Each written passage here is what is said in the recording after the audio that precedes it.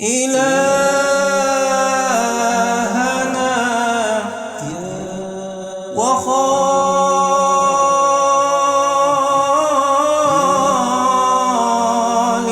وخالقنا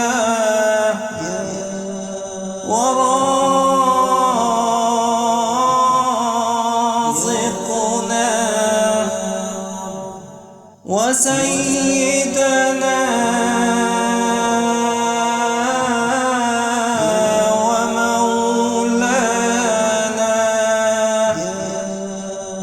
نسألك مسألة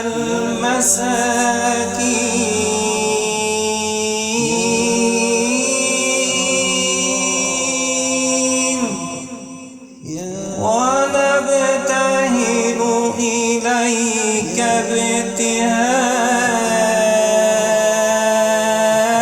ابتهال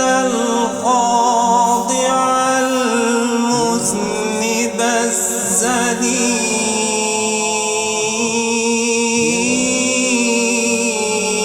الذليل يا من خضعت لعزتك الرقاب ورغمت لسلطانك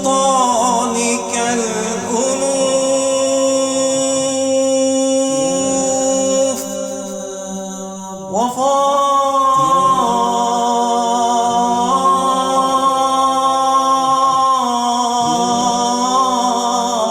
وفاضت لرحمتك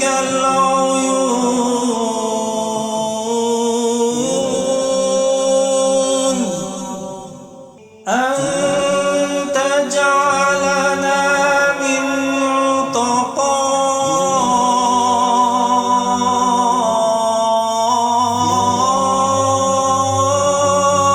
عتقائك من النار ومن المقبولين